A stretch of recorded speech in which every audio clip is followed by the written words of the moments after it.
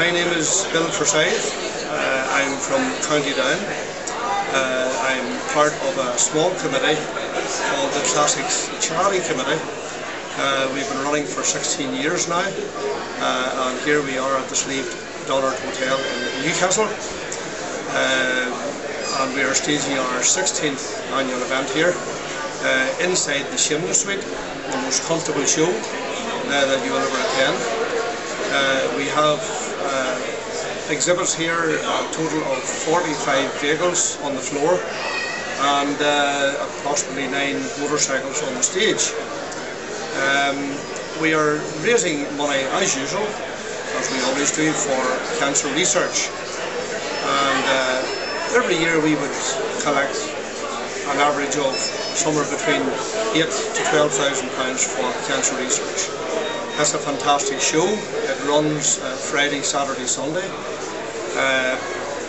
We have all sorts of exhibits here to suit everyone's taste. We have our own Rolls-Royce Silver Ghost here, which is very unique in the fact that it has been restored by a local man. It was originally owned by a local person as well. Then we move on, we have something for other tastes, such as an ice cream minivan. We have racing motorcycles. We have cars from the 20s, the 30s, the 40s, the 50s, and right up to almost the present day, a 29-year-old Ford Fiesta. Now, because places are limited here, Bill, how do you choose the cars? How does it come about just allowing so many cars in? Well, the exhibits are chosen very carefully by usually 2 or 3 of us. There are only 4 on the committee, but we all have an insight as to where these vehicles are. Vehicles that are not out much, they're not seen much, but they would be A1 condition, some of them concourse condition. It's important for us to find showable cars, very nice cars, and cars that you wouldn't see every year out at events. So we would find those exhibits through this show this year. We will find the exhibits for the following show at the show. That's where we get the information from. And we record that as we spend the 3 days speaking to people here, car enthusiasts that will talk to you about what they have or what they know about. And it's jotted down and we follow that up. What's your name? And where are you from, Craig? Newtonards. And is this your first time here? Yeah. And what's your favourite car here? And what is it? A Silver Ghost? That's a nice car. Thank you very much.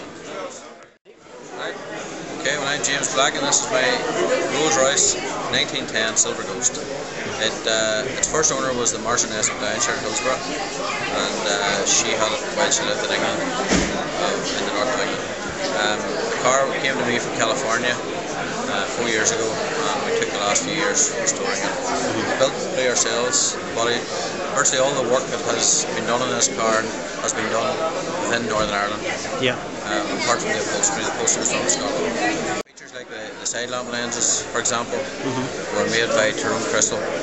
Yeah. The spark plugs our particular boyish type of plug, which is now unavailable, and we were fortunate to get Billy Potteries to make the porcelain for us. It was a one-off job. I have to say they were very kind to us. The restoration took a period of about 3 years.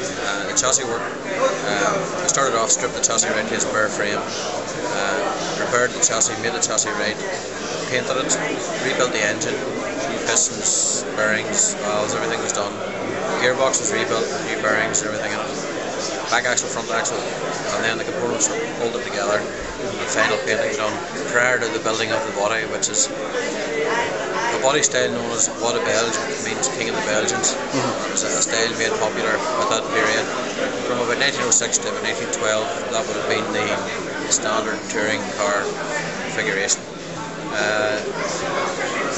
We've taken it to the RREC events in England, and we won first prize. We won the best silver ghost in their prize giving. We've also won the Irish section prize, and in the summer I drove her up to the north of Sweden, up to Oslo, and then right up to the village of Hell, which is in the north of Trondheim.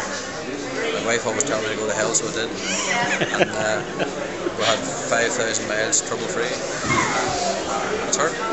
Now you said that this wasn't your first Rolls Royce. No, it's not the first Rolls Royce I've had. This is the 24th car.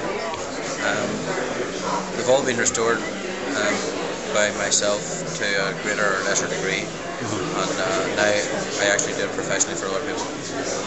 And when you want to find out about the history of a car, do you find it is it well documented with Rolls Royce? It's very well documented by Rolls Royce.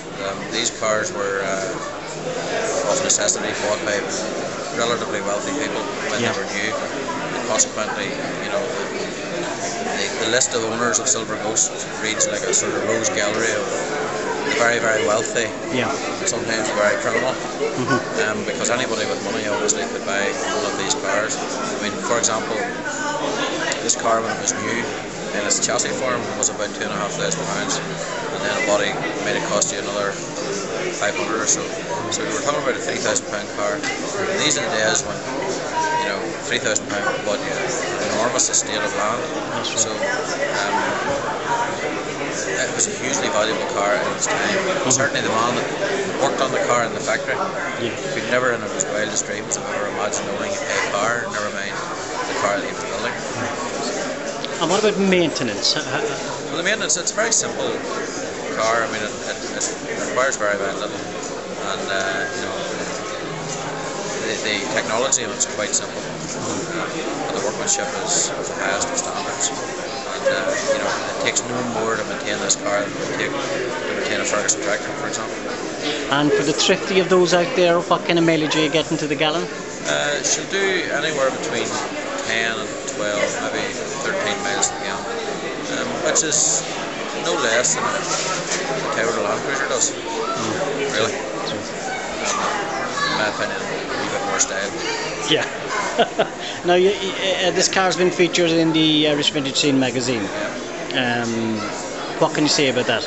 Well, they were very nice to us, and they wrote it up very well, and they were very, very kind to us about what we'd done. And you know, it's a very good magazine, and it's nice to see, you know, all the local features, and it's time that we had something sort of Irish based.